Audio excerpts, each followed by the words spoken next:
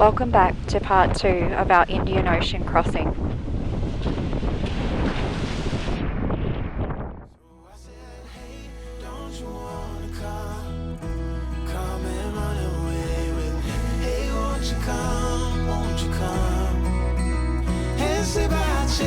Don't you want a man who fully understands a sailor's heart, a sailor's heart.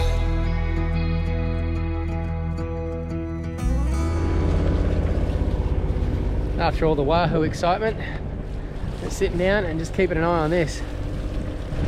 That's not going to be much fun. Wait. Go slow for a sec, just so I get started. It was time to batten down the hatches and put the clears on.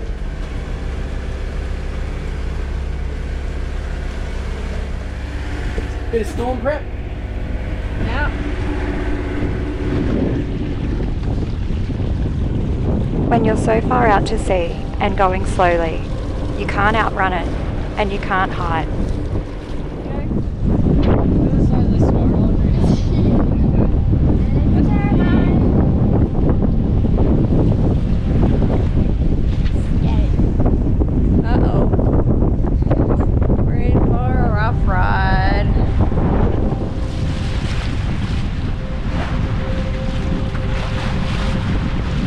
The swell was starting to build and Brennan packed away the mainsail.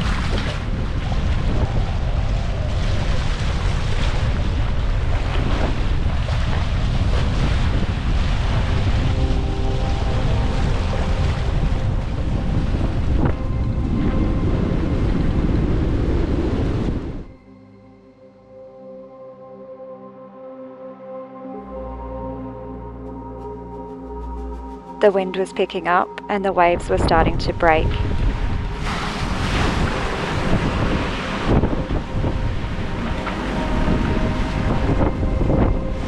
This sucks. At least the temperature dropped rapidly, which was bloody lovely. But this is not pleasant. I'm glad we left the sails down. We had 35 knots on the beam, so yeah. Some people will say that's conservative. Off. We're the ones that are going to try and cruise around the world and not break shit, so we've got a budget, we've got to stick to it. Waves began breaking over the saloon roof, cascading down the windows, and our captain was constantly keeping an eye on the weather. Morning coffee time. You're gonna need it today, huh? I'm in the locker. Yeah, I'm in the locker too, dude.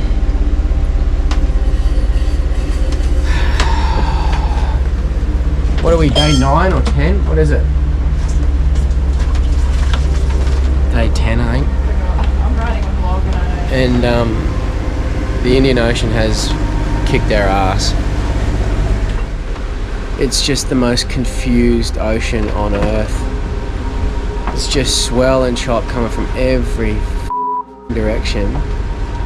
The swell's huge, there's no wind, this big low this big low just keeps following us, and the more we try and get out of it, the more it follows us, and we're exhausted. We're all so tired, you can't sleep.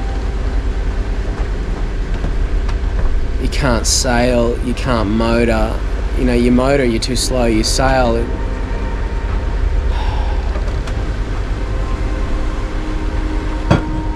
I get it now. I know why so many people don't do the Indian. The only thing that is saving us right now is the fact that we've got current with us. If we didn't have that, oh man.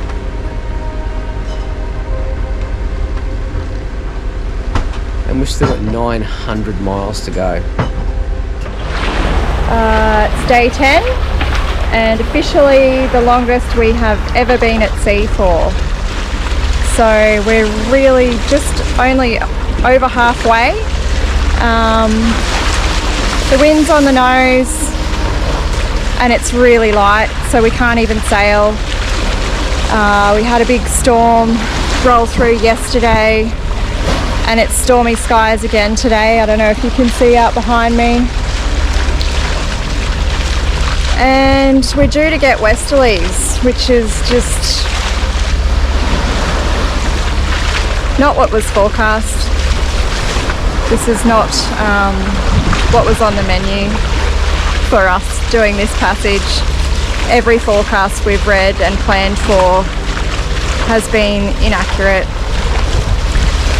So we're heading further south to try and get into some trade winds. We feel like the ITCZ has shifted south again, which typically it's north this time of year. So that means no wind for us. So we've got to head a little bit further south into some dangerous waters, I guess, closer to Madagascar, but we're just sort of taking it slowly because we can't go fast anyway, and seeing what happens. It just goes to show that you can do all the planning in the world, and Brendan is really, really good at reading the weather and understanding the systems and the patterns and the line to take and what the ITCZ is all about, because his former career in aviation. But once you get out here, it's just a whole different bag of fish, really.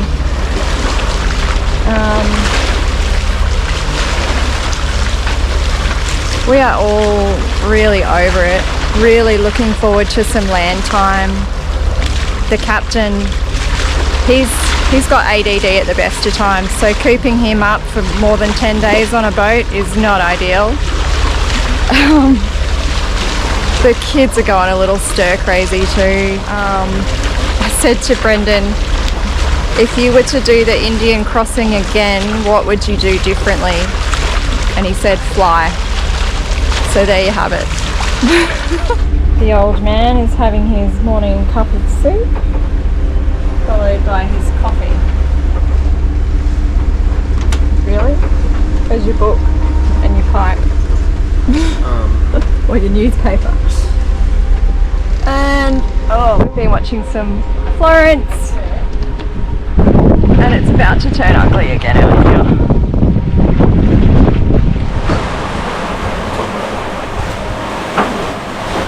7 knots under head sail. 7.5. There's a bit of shitty weather ahead, which has just given us a little bit of lift and some breeze, so we'll make the most of it, take whatever we can get, right? Absolutely. I've changed our heading. Sarah might have said I've changed our heading to go south to try and get out of this friggin' big low pressure system and back down into the southeasterly trades. I wasn't anticipating getting any southerly until tomorrow, but who knows? I think this could just be from the weather system there, the little storm. If it lasts 2 hours, it lasts 2 hours. If it lasts 20 minutes, it lasts 20 minutes. We'll see how we go. At least the engine's off at the moment. Not burning dinosaurs. See how we go. Not burning money. Yeah. Without sounding like a sook, I've not enjoyed this at all. But them's the breaks. That's what happens. I know I'll enjoy what happens at the other end, so I guess it'll be all worthwhile once we get there. It was great to be finally sailing again, even if it was due to a storm front.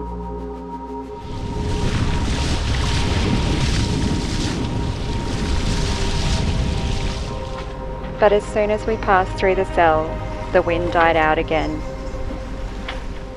and we were back to motoring once more. It's day 11. Day 11 for you, Ian. 11! Peanut gallery.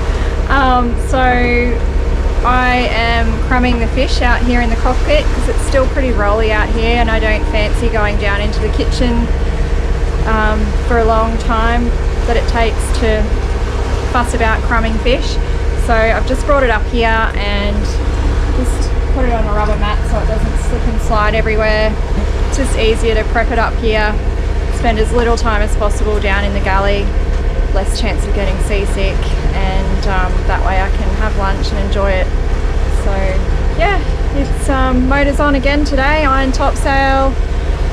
We tried desperately to sail this morning, put the head sail out, but as soon as we did, the wind dropped off not once, but twice, so we gave up in the end. It looks like this low pressure system's just following us, and we're just stuck in a no wind area. It's the verdict. Pretty good. Good Pretty wahe? beautiful. Yeah, Good wahe, bro? really good. Can't get any fresher than that. All right, day 11. Quick update. The last few days, we have basically had this low pressure system just sitting over our heads, following us all the way from Covety Island. It's basically just tracked west with us the whole time. So as much as we tried to get out of the hole and get into some wind, it just followed us and followed us and followed us, and we've been motoring now for 3 or 4 days. It's killing me. Good news is though, we're about here at the moment, right about where this little hand is, and this system here over the next few hours tracks a little bit further to the east, but then by tonight and tomorrow morning it actually it tracks west and it starts heading a little bit further to the west. So by that stage we should be around this area here, which will give us a nice little breeze, and we can jump on these trades and just hopefully scoot across. This is the compression zone here, obviously, as you can see. We can just scoot across the top of this compression zone. As I said a couple of days ago, it looked like Saturday and Sunday were the days because it lost a bit of strength, which it still has, thank God, because friends of ours just passed through there and they copped 40 to 50 knots. So Saturday, Sunday, we're going to run across the top here. I mean, we're going to get, what's the wind there? 20 knots. So I can guarantee we're going to have 30 knots of breeze. But because we've come so far south, it should be more to the hind quarter of the boat rather than a beam reach, and slightly more comfortable. Once we get out past here, we should be home free and just cruise across the Mozambique Channel quite nicely. Fortunately for us, this low pressure system here looks like it's actually going to get quite angry in the coming week.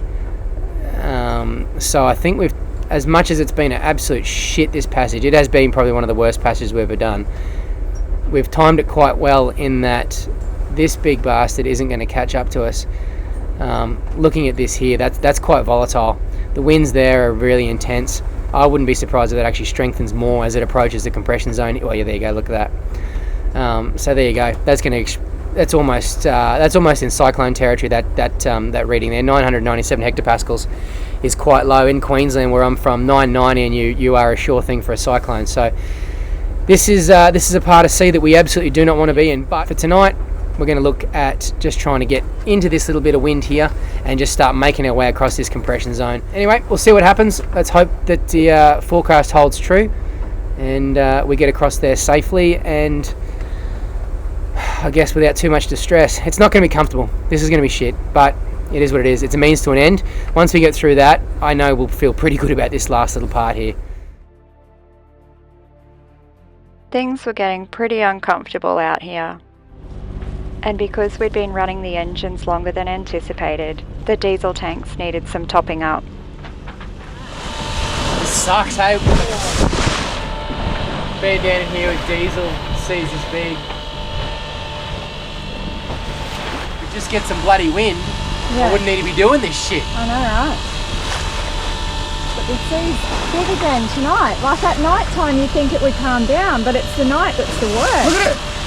And there's not been any wind today. No wind for the last 3 days. I don't know where it's coming from. Day 12 at sea. We're just north of Madagascar right now in the compression zone, but still no wind. We are still motoring. This low is right above us and following us west, which is very out of character. It was supposed to track east, and it still is supposed to track east, judging by the forecasting models. But it decided it likes Excelsior and it's following us instead.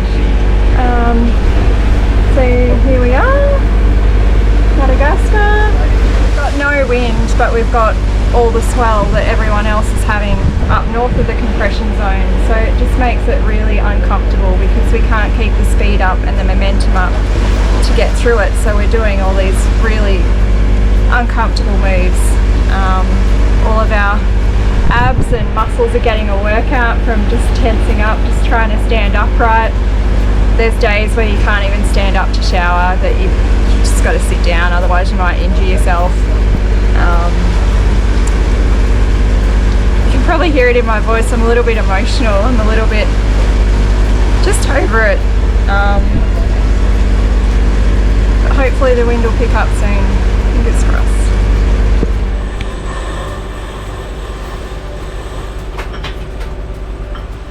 Unfurling the head sail, we were hoping for a miracle.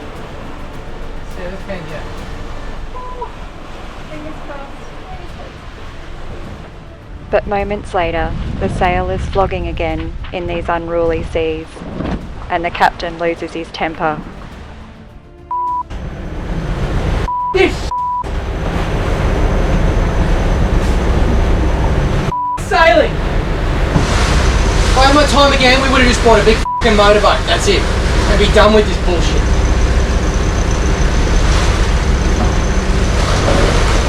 Sailing. Today it's fajitas for lunch. That's the rest of our lettuce gone. Dwindling on our fresh provisions, but trying to make it tasty to keep the crew happy. You know what we need to do? We just need to leave the camera on, because then it'll be flat as a tack the whole way through. As soon as you turn it off, we get the shit kicked out of us. So, this is the Witch's Cauldron. It's we're only about 200 miles north of Madagascar at the moment, and this is our sea state.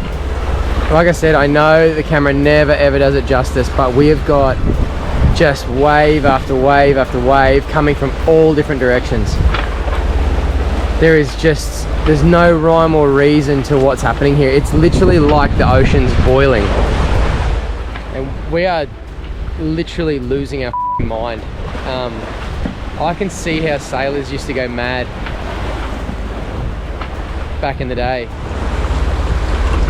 Everyone said, oh, you know, get yourself as far south as you can because you'll get into wind. That didn't happen. And it doesn't matter. It wouldn't matter if we had decent wind. We couldn't fly the sails right now because the rocking motion is so violent that even 15 knots on the beam can't hold the sails open when we rock. And the flogging is just horrific. Trying desperately to keep together. You can't do anything without 3 points of contact. Like, you've got to have 2 feet on the ground and one hand on something, otherwise you will go ass over tit. Like, you'll fall over. This is f***ing horrible.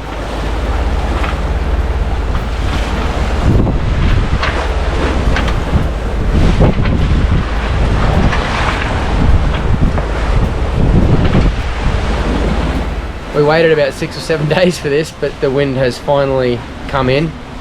Touch wood. I probably shouldn't even be saying that, but anyway, the wind's finally come in. We're actually in the top of the compression zone now, and we've got 18 knots coming out of the south. I'd be perfectly happy if it just stayed like this, although I am anticipating it getting significantly stronger, probably in the wee hours of the morning or early tomorrow. So we'll it's going to be a pretty tight watch from here on out. We've only got the head sail out. The swell at the moment is still just horrendous, beam on. So the idea of putting the main up and having that thing flog would just be treacherous. So we've left the main down, head sail only, and we're still doing sort of sitting on 6.5, 7 knots. So that's not too bad. When we were motoring before, our time to go was, I think, 7 days, 15 hours, and now that we're sailing at 7 knots, we've got 4 days, 9 hours. So goes to show the difference a couple of knots can make in speed, that's for sure. Anyway, that's what we're doing there. 7s, sort of 6s when we're surfing. Winds drop 16 knots on the beam.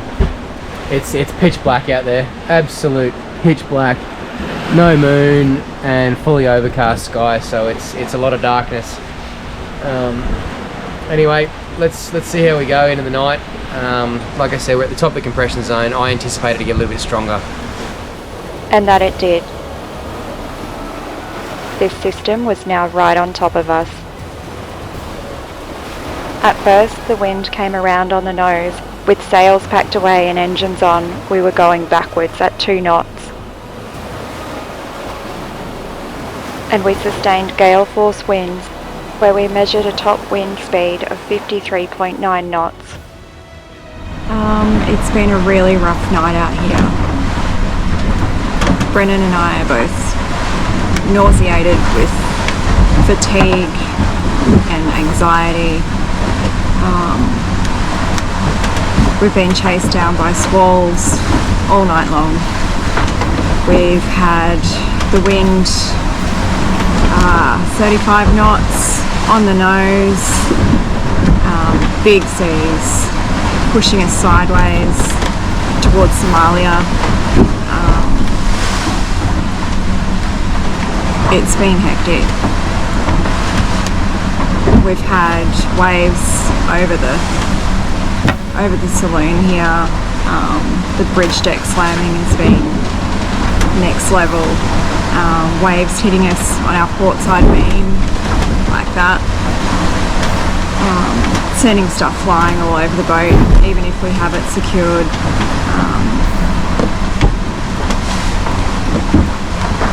It's been a roller coaster ride from hell the last 24 hours. I don't even have the words to describe it.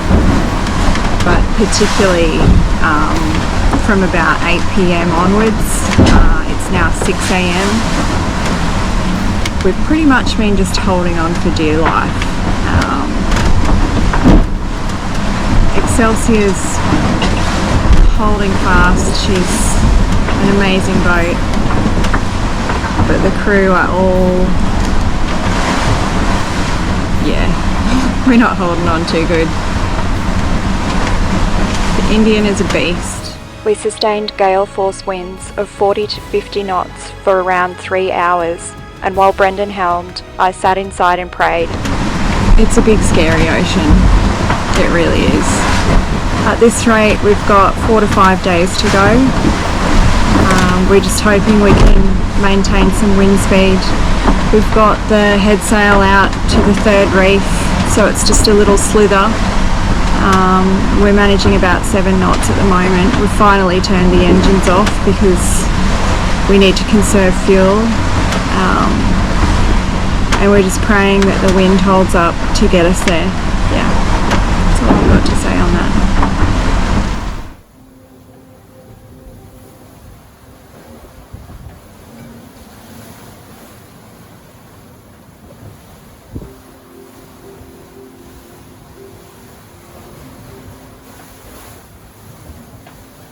We've never had a wave break over the side of us like that. No. Look at all the water.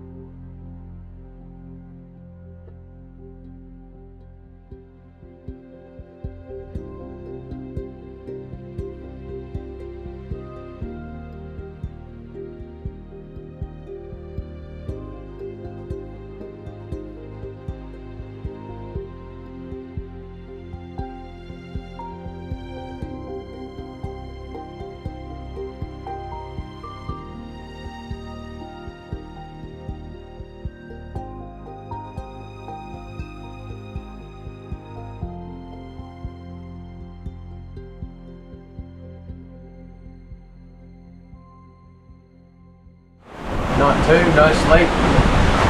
Every f***ing night it just blows in 30 plus knots. Did you get no rest while Brody was on shift? No. No, he woke me every 5 minutes for a storm was coming or whatever. We reefed and let it out and reefed and let it out, and then all of a sudden it just come in like this, and I'm so over this. I've just come on to shift to let Brennan get some sleep. He's really tired. He's struggling to sleep with the conditions we've been having out here the past 2 days. The boys have been on shift all night and they have encountered a dozen squalls, just one after the other. Strong winds and rain. No lightning, fortunately, which is great. We're right in the thick of one right now, but we've only got 19, 20 knots of wind. We've got a triple reef in the head sail and we're kicking along alright. It's fluctuating a lot, anywhere between 5 and 9 knots out here with the waves. We're surfing a few big waves out here, but yeah, we're kicking along. I think we'll have covered a fair few miles in the past 24 hours. We've certainly had the wind, but we've also had the rain and squally weather.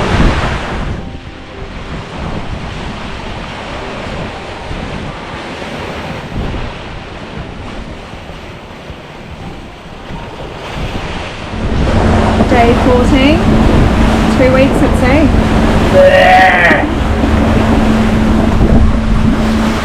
I'm over it. We're all over it. Let me off. Stop this ride, I want to get off. Every day, day in, day out. Everything's rattling, everything's moving, everything's damp. Shit's breaking. Things are breaking. Our spirit's breaking a little bit. And these waves are just about breaking too.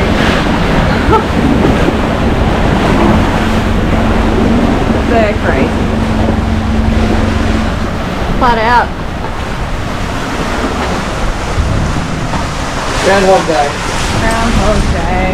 Boat's a mess. Sun's going down. Oh. Bloody flying fish everywhere on the deck. And they stink. Poor little guy, they're so pretty. See ya, mate. It's like a bomb's gone off down here. Oh, that's how you make a coffee, eh? You gotta stand there and hold the kettle. Yeah. Down in the hole where it's really rock and roll. Oh, it's so gross. And it feels, yeah. Like you're being pushed on a swing, almost. That you don't want to be on. No. Really aggressively. Yeah. It doesn't look like we're moving, but we are. It's crazy to come down here some nights or some mornings and all the drawers are open. Some of the cupboards are open. There's shit everywhere. Even above our desk, there's a little tray above our desk, slotted tray thing. I can't even speak. Every morning that's fallen over and opened, and half the tools in my shed have come out of the cupboards. My grinder fell off and snapped the new disc that was on it. And the amount of damage we've done on this trip, it's just been ridiculous. Whose idea was this? Sarah just asked me if I wanted a coffee and I was like, yeah darling, that'd be great. Please be careful. How often do you wish your loved one to be careful when they make you a coffee? I know, everything you do. Going to the toilet is It's like dangerous. deadly. Yeah, it is dangerous. It's the only time in my life I've ever had to sit down to pee. You can't stand up. You just cannot do it. Even showering, I've No. been sitting down to shower because Yep. yeah, I got smashed the other day by a rogue wave. Just got thumped. Just not fun. No. Catamarans do not like beam on seas. They do not like it. Pointing's not great, but you can do it. Running downwind's fantastic, but beam on a catamaran is just the most horrendous feeling. It's unnatural. I think I've probably said it before. It's just a really unnatural feeling because one hull can be rising while the other one drops, and then the switchover is just really violent. And unfortunately, for the last 2 weeks, we've been beam on in some of the biggest seas we've ever experienced. So probably tells you everything you need to know. There you go. Just open there. This is where Brody's been sleeping. He's too worried about us, so he won't go down into his bedroom. Sleeps up there every night. Yeah. Anyway, almost there, 148 mile or something like that to go. and it just could not be over soon enough. It's not a great spot to sit. There's no use crying over spilt milk, Church. Sorry, baby. Got hit by a rogue wave. You shouldn't be eating at the nab desk, darling. There we go. Lift your bowl. I don't think you should be sitting there. Come sit here where you're not swinging around like a crazy thing. That desk is not suitable for eating breakfast. Even sleeping was difficult. We're still sailing on a double reefed head sail. That's it. That's all we've got out. So we're doing 8 knots at the moment, just with the double reefed heady. Still plenty of wind out here, as you can probably hear. Day 16, and it's our last night passage out here. We're at the pointy end now and feeling good. Feel even better when we get there. Well, we've made it. 2,300 nautical miles across the Indian from the Maldives, and we're now only 10 mile away from Dar es Salaam in Tanzania. I'll tell you what, the emotion. Yeah, it's pretty exciting to finally be here, and the sea's calmed right down. It's like a mill pond now. You wouldn't believe the difference. The stars are out and we can see the twinkling lights of civilization. And the smells. That's what we've found always, like when we're across an ocean or something like that. When you come to shore, the smell is the first thing that hits you. And I kind of got a bit of like a bushfire smell first, but then now all I can smell is cigarettes, really, really strong cigarettes. Doing about 6 knots, but that current there, we've got 2 knots on the beam and the wind from there. So at the moment, the boat's just trying to point a little bit too high and we haven't got the wind that we need to get us there. But that current will drop off as we get close to the coastline, and hopefully once the sun starts to rise, that katabatic wind will piss off. But this is my concern. Look at those ships. There is 100 of them at least. All those green speckles, all those green dots are ships. So we're going to try and make our way through them as well. Yeah, it is what it is. We'll be right. We're trying desperately not to switch the engine on because obviously we snapped the throttle cable on the starboard engine 2 days into this trip, so we haven't used that engine the whole time. I could have rigged something but just didn't bother because we had the other one. But the seas were too horrendous. The seas were horrible to get down and be working like that.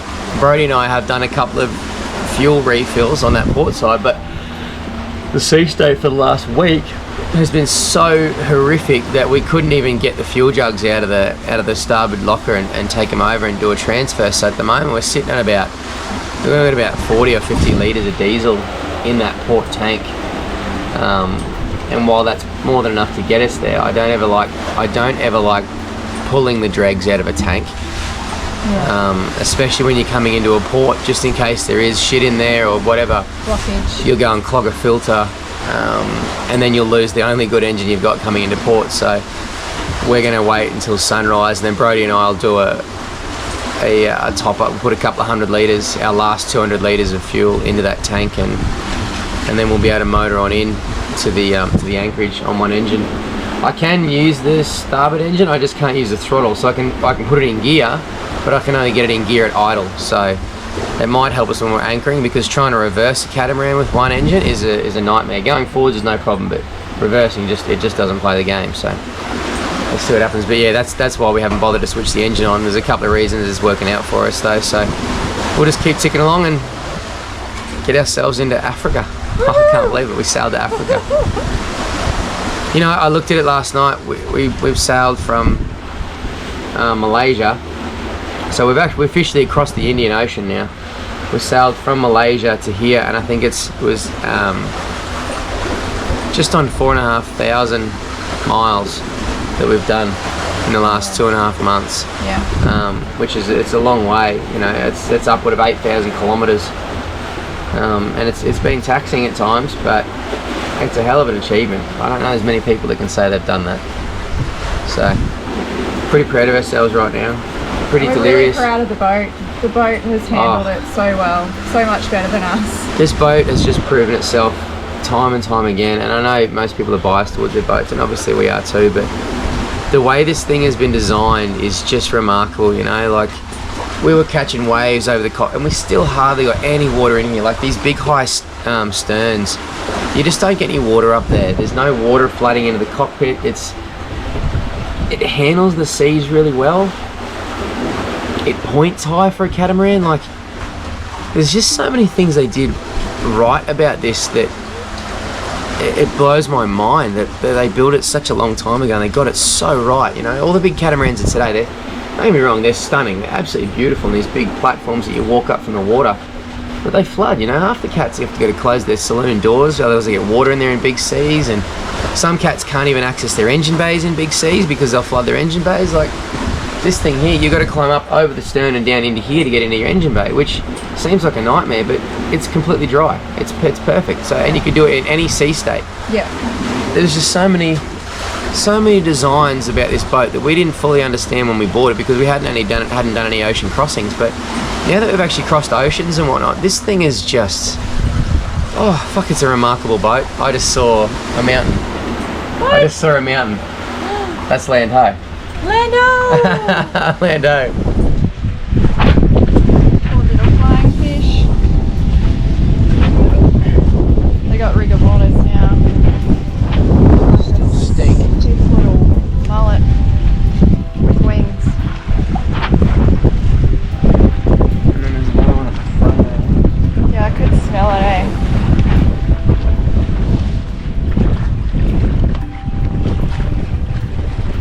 There were quite a few flying fish casualties on board. We even found them in the dinghy. Everything's covered in salt water. It clears. Got the hatches open finally now that it's nice and calm. And this is land ho, baby.